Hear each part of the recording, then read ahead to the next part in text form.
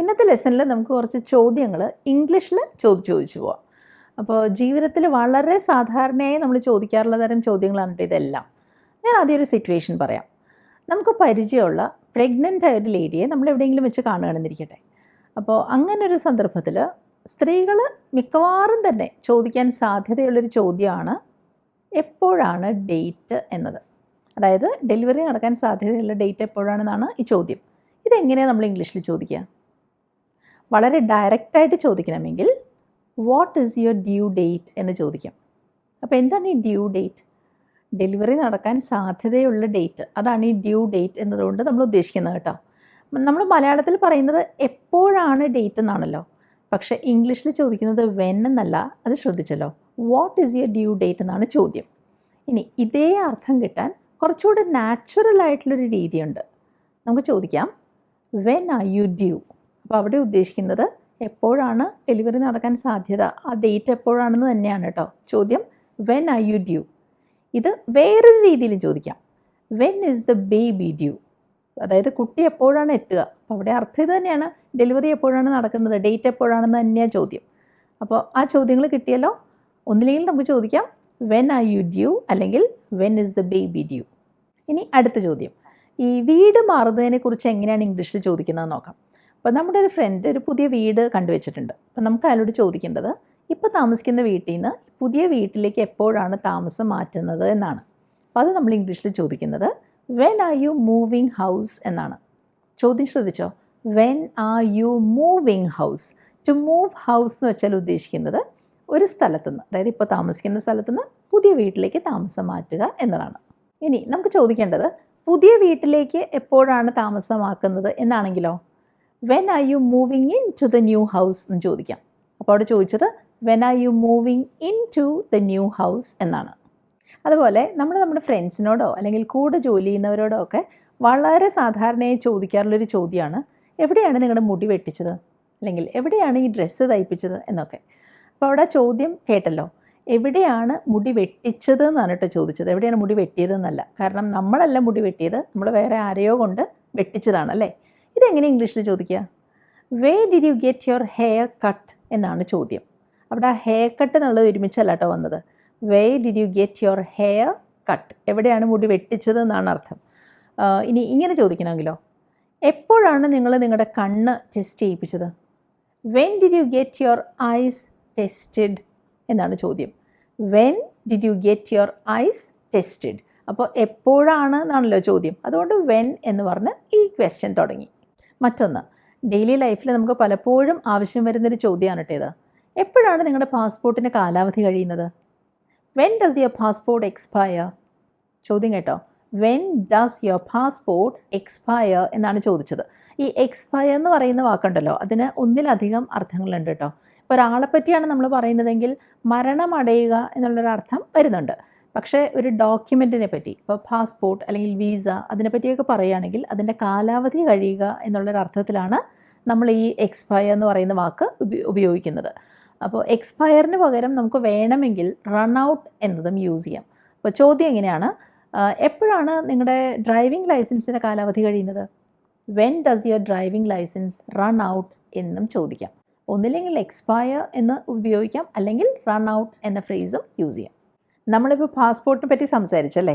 ഇനി വളരെ സിമ്പിളായിട്ടുള്ളൊരു ചോദ്യത്തിലേക്കാണ് കേട്ടോ ഞാൻ വരുന്നത്. നമ്മളൊരാളെ ആദ്യമായിട്ട് പരിചയപ്പെടുകയാണെന്നിരിക്കട്ടെ. നമുക്ക് അയാളോട് ചോദിക്കണം അയാളുടെ ജോലി എന്താണെന്ന്. അതെങ്ങനെയാണ് നമ്മൾ ഇംഗ്ലീഷിൽ ചോദിക്കാം? ഒരു പക്ഷേ നമുക്ക് പെട്ടെന്ന് മനസ്സിൽ വരുന്ന ചോദ്യം വാട്ട് ഈസ് യുവർ ജോബ് എന്നായിരിക്കും അല്ലേ. അത് പക്ഷേ വളരെ റൂഡായിട്ടുള്ള, ഒട്ടും മര്യാദ ഇല്ലാത്തൊരു ചോദ്യമാണ്. അപ്പം അതിന് പകരം നമുക്ക് ചോദിക്കാവുന്നത് നമ്മൾ മലയാളത്തിൽ ചോദിക്കുന്നൊരു ചോദ്യമില്ലേ, നിങ്ങൾ എന്ത് ചെയ്യുന്നു എന്ന്, അതിൻ്റെ ഇംഗ്ലീഷ് വേർഷനാണ്. അപ്പോൾ അവിടെ നമുക്ക് ചോദിക്കാവുന്നത് വാട്ട് ഡു യു ഡു എന്നാണ്. What do you do. സത്യം പറഞ്ഞാൽ ഈ വാട്ട് ഡു യു ഡു എന്ന് പറയുന്നത് what do you do for A living, അതായത് നിങ്ങളുടെ ജീവിതമാർഗം എന്താണ് എന്ന ചോദ്യത്തിൻ്റെ ചുരുങ്ങിയ രൂപമാണ്. അപ്പോൾ what do you do for A living എന്ന് പറയുന്നത് വളരെ ഫോമലായിട്ടുള്ളൊരു ചോദ്യമാണ്. പക്ഷെ നമ്മൾ വളരെ കാഷ്വലായി ഒരു പരിചയമുള്ള ഒരാളോട് സംസാരിക്കുമ്പോൾ വാട്ട് ഡു യു ഡു എന്ന് മാത്രം ചോദിച്ചാൽ മതി. പക്ഷേ അവിടെ ഒരു കാര്യം ശ്രദ്ധിക്കണം, വാട്ട് ആർ യു ഡൂയിങ് എന്ന് ചോദിക്കരുത് കേട്ടോ. അങ്ങനെ ചോദിച്ചാൽ എൻ്റെ അർത്ഥം നിങ്ങളിപ്പോൾ എന്ത് ചെയ്യുന്നു എന്നായി പോവും. അപ്പോൾ അതിന് ഒരു പക്ഷേ അയാൾ പറയുന്ന മറുപടി ഞാനിപ്പോൾ ഒരു പുസ്തകം വായിക്കുന്നു എന്നായിരിക്കാം. കാരണം വാട്ട് ആർ യു ഡൂയിങ് എന്ന് ചോദിച്ചാൽ ഈ നിമിഷം നിങ്ങൾ എന്ത് ചെയ്യുന്നു എന്നാണ്. നമുക്കറിയേണ്ടത് എന്താണ് അയാളുടെ ജോലി എന്നാണ്. അതിന് ചോദിക്കേണ്ടത് വാട്ട് ഡു യു ഡു എന്നാണ്. ഇനി അടുത്ത ചോദ്യവും കേൾക്കുമ്പോൾ വളരെ സിമ്പിളാണെന്ന് തോന്നും, പക്ഷേ അത് ഇംഗ്ലീഷിൽ ചോദിക്കാൻ നേരത്താണ് നമുക്ക് കുറച്ച് സംശയങ്ങളൊക്കെ തോന്നുക. ചോദ്യം ഇതാണ്: നിങ്ങൾ ഇന്ന് രാവിലെ നടന്നോ? അതായത് നിങ്ങൾ ഇന്ന് രാവിലെ നടക്കാൻ പോയോ എന്നാണ് ചോദ്യം. എങ്ങനെയാണ് ഇംഗ്ലീഷിൽ ചോദിക്കാം? Did you go walking this morning എന്ന് ചോദിക്കാം. പക്ഷേ did you walk this morning എന്ന് ചോദിക്കുന്നത് ശരിയല്ല. കാരണം ഈ നടക്കുക അല്ലെങ്കിൽ ജോഗ് ചെയ്യുക, ഓടുക എന്ന് പറയുന്ന തരം പ്രവൃത്തികളുണ്ടല്ലോ, അങ്ങനെയുള്ള വേർബ്സിൻ്റെ എല്ലാം കൂടെ നമ്മൾ ഗോ ചേർത്താണ് ഇംഗ്ലീഷിൽ പറയാറുള്ളത്. അപ്പോൾ അങ്ങനെയുള്ള ആക്ടിവിറ്റീസിൻ്റെ കൂടെ എല്ലാം നമ്മൾ ഗോ ആഡ് ചെയ്യുമെന്ന് ഓർക്കണം കേട്ടോ. അപ്പോൾ ഗോ വാക്കിംഗ് എന്നാണ് പറയുന്നത്. Did you go walking this morning എന്നാണ് ചോദ്യം വന്നത്. വേണമെങ്കിൽ നമുക്ക് ഇങ്ങനെ ചോദിക്കാം, did you go for a walk this morning എന്ന്. പക്ഷേ did you walk this morning എന്ന് നമ്മൾ ചോദിക്കില്ല. ഇനി അടുത്ത ചോദ്യം വീടുകളിലൊക്കെ നമ്മൾ സ്ഥിരമായിട്ട് കേൾക്കുന്ന ഒന്നാണ് കേട്ടോ. ആരാണ് ഈ ലൈറ്റ് ഇങ്ങനെ ഓൺ ആക്കിയിട്ടിട്ട് പോയത്? ആരാണ് ഈ ടാപ്പ് ഇങ്ങനെ തുറന്നിട്ടിട്ട് പോയത്? ആരാണ് ഈ തേപ്പ് വെട്ടി ഇങ്ങനെ ഓൺ ചെയ്ത് വെച്ചുകൊണ്ട് പോയത് എന്നൊക്കെ നമ്മൾ വീട്ടിൽ ചോദിക്കാറില്ലേ? ഇതൊക്കെ എങ്ങനെ ഇംഗ്ലീഷിൽ പറയുന്നതെന്ന് നോക്കാം. ഈ തേപ്പ് വെട്ടി എന്നുള്ളതിന് പലപ്പോഴും നമ്മൾ അയൺ ബോക്സ് എന്ന് പറയാറുണ്ട്, പക്ഷേ സത്യത്തിൽ അയൺ മാത്രം പറഞ്ഞാൽ മതി കേട്ടോ. അപ്പോൾ ആരാണ് ഈ തേപ്പ് വെട്ടി ഇങ്ങനെ ഓൺ ആക്കിയിട്ടിട്ട് പോയത്? എങ്ങനെ ചോദിക്കുക? Who left the iron on എന്നാണ് ഇംഗ്ലീഷിൽ ചോദ്യം വരുന്നത്. അപ്പോൾ ടു ലീവ് സംതിങ് ഓൺ എന്ന് വെച്ചാൽ എന്തെങ്കിലും ഒന്ന് വർക്ക് ചെയ്യുന്ന രീതിയിൽ, അതായത് പ്രവർത്തിക്കുന്ന രീതിയിൽ അത് അവിടെ ഇട്ടിട്ട് പോവുക എന്നുള്ളതാണ്. അതാണ് who left the iron on എന്ന ചോദ്യം വന്നത്. അതുപോലെ മറ്റൊരു ചോദ്യം, ആരാണ് ഈ ജനലുകളൊക്കെ ഇങ്ങനെ തുറന്നിട്ടിട്ട് പോയത്? Who left the Windows open എന്നാണ് അവിടെ ചോദ്യം വരുന്നത്. Who left the Windows open. ഇനി അടുത്ത ക്വസ്റ്റ്യനും വളരെ കോമൺ ആയിട്ട് നമ്മൾ ചോദിക്കാറുള്ള ഒന്നാണ് കേട്ടോ. എത്രാമത്തെ നിലയിലാണ് നിങ്ങളുടെ ഫ്ലാറ്റ്? അല്ലെങ്കിൽ ഏത് ഫ്ലോറിലാണ് നിങ്ങൾ കഴിയുന്നത് എന്നൊക്കെ എങ്ങനെ ചോദിക്കുക? On which floor is your flat എന്നാണ് ചോദ്യം. ശ്രദ്ധിച്ചിരുന്നോ? ഓൺ വിച്ച് ഫ്ലോർ എന്നാണ് ഞാൻ ചോദിച്ചത്, ഇൻ വിച്ച് ഫ്ലോർ എന്നല്ല. കാരണം ഈ ഫ്ലോർ എന്ന് വെച്ചാൽ നമ്മൾ ഉദ്ദേശിക്കുന്നത് നില എന്നാണല്ലോ. ഈ ഫ്ലോർ എന്ന് പറയുന്നത് എന്തിൻ്റെങ്കിലും സർഫസ് ആണ്, എന്തിൻ്റെങ്കിലും ഉപരിതലമാണ് അല്ലേ. അപ്പോൾ അതിന് മേലെയാണ് നമ്മൾ കഴിയുന്നത്, ആ നിലയ്ക്ക് ഉള്ളിലല്ല കഴിയുന്നത്. അതുകൊണ്ടാണ് ഓൺ വിച്ച് ഫ്ലോർ എന്ന് നമ്മൾ ചോദിച്ചത്. ഇനി ചോദ്യം ഇങ്ങനെയാണെങ്കിലോ, എത്രാമത്തെ ഫ്ലോറിലാണ് നിങ്ങൾ കഴിയുന്നത്? അപ്പോൾ ചോദ്യം വരിക on which floor do you live എന്നാണ്. ഇങ്ങനെയും ചോദിക്കുക കേട്ടോ, which floor do you live on എന്ന്. അതായത് ആ ഓൺ എന്ന പ്രപ്പോസിഷൻ വേണമെങ്കിൽ ചോദ്യത്തിന് ആദ്യം വരാം, അല്ലെങ്കിൽ അവസാനവും വരാം. ഇനി അടുത്ത സിറ്റുവേഷൻ പറയാം. രാവിലെ മിക്കവാറും എല്ലാ വീടുകളിലും നല്ല തിരക്കിൻ്റെ സമയമായിരിക്കും അല്ലേ. എല്ലാവർക്കും ജോലിക്കോ അല്ലെങ്കിൽ സ്കൂളിലോ ഒക്കെ പോകേണ്ട സമയമാണല്ലോ. ആ സമയത്തായിരിക്കും ആരെങ്കിലും പറയുന്നത് അവരുടെ എന്തെങ്കിലും, ചിലപ്പോൾ താക്കോലുകളായിരിക്കും, കാണുന്നില്ല എന്ന്. ഇത് കേൾക്കുമ്പോൾ നമ്മൾ എന്തായിരിക്കും പറയുന്നത്? അതെവിടെയാണ് കൊണ്ടുപോയി വെച്ചേ എന്നായിരിക്കും അല്ലേ. ഇതെങ്ങനെയാണ് നമ്മൾ ഇംഗ്ലീഷിൽ ഒരു ചോദ്യമായിട്ട് ചോദിക്കുന്നത്? എവിടെയാണെന്നാണ് മലയാളത്തിൽ നമ്മൾ ചോദിച്ചു തുടങ്ങിയത്, അതുകൊണ്ട് ഇംഗ്ലീഷിൽ പറയുക വെയർ എന്നാണ്. എങ്ങനെയാണ് ബാക്കി പറയുക? Where did you put the keys എന്നാണ് കേട്ടോ ചോദിക്കുക. നമ്മൾ മലയാളത്തിൽ പറയുന്നത് എവിടെയാണ് വെച്ചത് എന്നാണെങ്കിലും നമുക്കറിയാം ഇത് സൂക്ഷിച്ച് വെച്ചിട്ടില്ല എന്ന്. സൂക്ഷിച്ച് വെച്ചിരുന്നതായിരുന്നെങ്കിൽ നമ്മൾ പറയുമായിരുന്നു where did you keep the keys എന്ന്. ഇത് അങ്ങനെ അല്ലാത്തതുകൊണ്ട് നമ്മൾ പറയുന്നത് where did you put the keys എന്നാണ്. എന്നിട്ട് പിന്നീട് നമ്മൾ ചോദിക്കുകയാണ്, ആ താക്കോലുകൾ കിട്ടിയോ? അതായത് അത് അന്വേഷിച്ച് കാണുമല്ലോ, അന്വേഷിച്ചിട്ട് തിരഞ്ഞ് കണ്ടുപിടിച്ചോ എന്നാണ് ചോദ്യം. എന്താ പറയുക? Did you find your keys? Did you find your keys എന്നാണ് ഇവിടെ ചോദ്യം വന്നത്. ഇനി അടുത്തതും കേൾക്കുമ്പോൾ വളരെ നിസ്സാരമാണെന്ന് തോന്നുന്ന ഒരു ചോദ്യമാണ് കേട്ടോ. എങ്ങനെയാണ് നിങ്ങൾ ഇവിടെ എത്തിയത്? എങ്ങനെയെന്നാണ് ഞാൻ ചോദ്യം തുടങ്ങിയത്. അപ്പോൾ നമ്മൾ ഇംഗ്ലീഷിൽ പറയുന്നത് how did you get here എന്നാണ്. അപ്പോൾ എത്തുക എന്നുള്ളതിനാണ് ഞാൻ ഗെറ്റ് എന്ന വാക്ക് ഇവിടെ യൂസ് ചെയ്തത്. നിങ്ങൾക്കറിയാലോ, ഗെറ്റ് എന്ന് വെച്ചാൽ വേറെ അർത്ഥമുണ്ട്, കിട്ടുക, ലഭിക്കുക എന്നുള്ളൊരു മീനിങ് വരുന്നുണ്ട്. പക്ഷേ ഒരു സ്ഥലത്ത് എത്തുക എന്നുള്ളതിനും നമുക്ക് ഗെറ്റ് എന്ന വാക്ക് യൂസ് ചെയ്യാം. അല്ലെങ്കിൽ നമുക്ക് റീച്ച് എന്നതും ഉപയോഗിക്കാമായിരുന്നു. പക്ഷേ റീച്ച് എന്ന വാക്കിനേക്കാൾ കുറച്ചുകൂടെ ഇൻഫോർമൽ, കുറച്ചുകൂടെ കാഷ്വൽ ആണ് ഗെറ്റ് എന്ന വാക്ക്. അതാണ് ഞാനിവിടെ പറഞ്ഞത് how did you get here. അപ്പോൾ അതിന് പകരം എനിക്ക് പറയാമായിരുന്നു how did you reach here എന്നും. ഇനി അടുത്തത് ഞാൻ ചോദിക്കുന്നത്, നിങ്ങൾ എങ്ങനെയാണ് സ്റ്റേഷനിൽ എത്തിയത് എന്നാണ്. അപ്പോൾ അവിടെ ഞാൻ എത്തിയ സ്ഥലം പറയുന്നുണ്ട്, സ്റ്റേഷൻ. അപ്പോൾ അവിടെ എങ്ങനെ ചോദ്യം വരുന്നത് നോക്കൂ.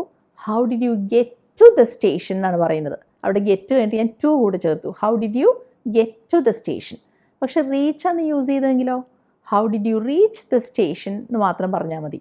അപ്പോൾ റീച്ചിൻ്റെ കൂടെ നമുക്ക് ടു ചേർക്കേണ്ടതില്ല. പക്ഷേ ഗെറ്റിൻ്റെ കൂടെ ഇങ്ങനെ ആ സ്ഥലം എടുത്ത് പറയുകയാണെങ്കിൽ ഗെറ്റ് ടു ദ സ്റ്റേഷൻ എന്ന് പറയേണ്ടതുണ്ട്.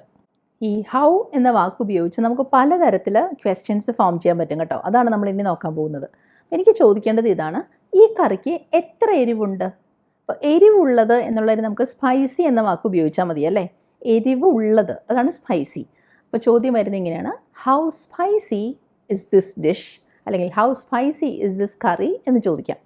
ഇനി അടുത്ത ചോദ്യം നോക്കൂ, ഈ കത്തിക്ക് എത്ര മൂർച്ചയുണ്ട്? അപ്പോൾ മൂർച്ചയുള്ളത് എന്ന് പറയാൻ ഷാർപ്പ് എന്ന് പറഞ്ഞാൽ മതി. അപ്പോൾ ചോദ്യം വരുന്നത് എങ്ങനെയാണെന്ന് നോക്കൂ, how sharp is this knife? നിൻ്റെ ബ്രദറിന് എത്ര പൊക്കമുണ്ട്? How tall is your brother? കണ്ടോ എങ്ങനെയാണ് ചോദ്യം വന്നതെന്ന്? ആദ്യം പറഞ്ഞു ഹൗ സ്പൈസി, പിന്നെ ഹൗ ഷാർപ്പ്, ഹൗ ടോൾ. അപ്പോൾ ഹൗ കഴിഞ്ഞ് വന്നതെല്ലാം ആഡ്ജക്റ്റീവ്സ് ആയിരുന്നു. ശ്രദ്ധിച്ചോ അത്?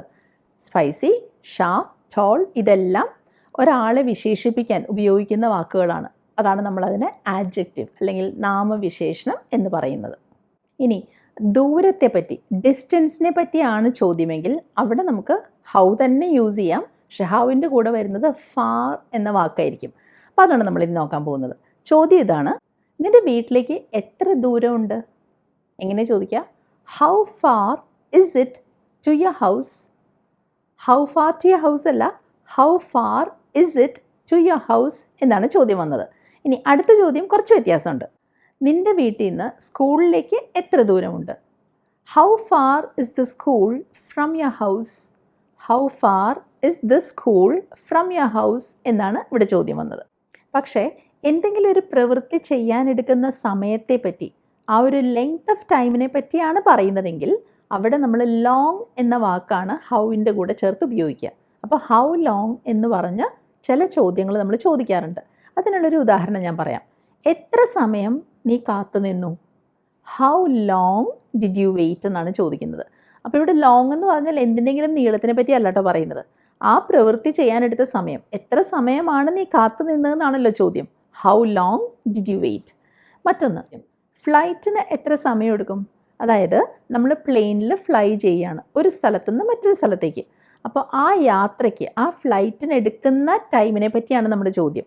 അതാണ് ചോദിച്ചത് how long is the flight എന്ന്. അവിടെ പ്ലെയിനിൻ്റെ നീളത്തെ പറ്റിയല്ല നമ്മൾ പറയുന്നത്, ആ ഫ്ലൈറ്റിന്, ആ യാത്രയ്ക്ക് എടുക്കുന്ന സമയത്തെ പറ്റിയാണ്. പക്ഷേ ഇവിടെ ഒരു കാര്യം ശ്രദ്ധിക്കണം കേട്ടോ, ഒരു വസ്തുവിൻ്റെ ശരിക്കുള്ള നീളത്തെക്കുറിച്ച് പറയാനും നമ്മൾ ഈ ഹൗ ലോങ് എന്നത് തന്നെയാണ് യൂസ് ചെയ്യുക. ഉദാഹരണത്തിന് നമ്മൾ പറയുകയാണ്, ആ കയറിന് എത്ര നീളമുണ്ട്? How long is that rope എന്നാണ് ചോദ്യം. ഹൗ ലോങ് എന്നാണ് അവിടെ ചോദിച്ചത്. നിങ്ങളുടെ ഡെസ്കിന്, ആ മേശയ്ക്ക് എത്ര നീളമുണ്ട്? How long is your desk എന്നാണ് ചോദ്യം.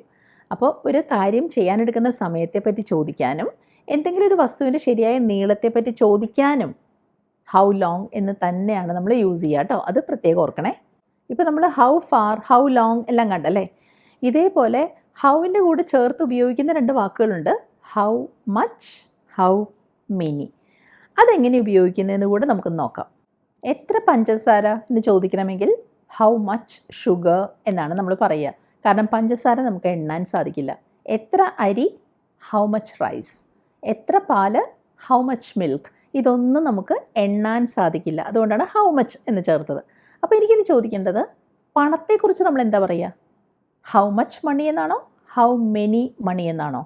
ഒരു സംശയം വേണ്ട, പണം എന്ന് പറയുന്നത് നമ്മളൊരു എമൗണ്ടായിട്ട്, ഒരുമിച്ച് ഒരു സംഖ്യയായിട്ടാണ് കാണുന്നത്. അതുകൊണ്ട് ഹൗ മച്ച് മണി എന്നാണ് പറയേണ്ടത്.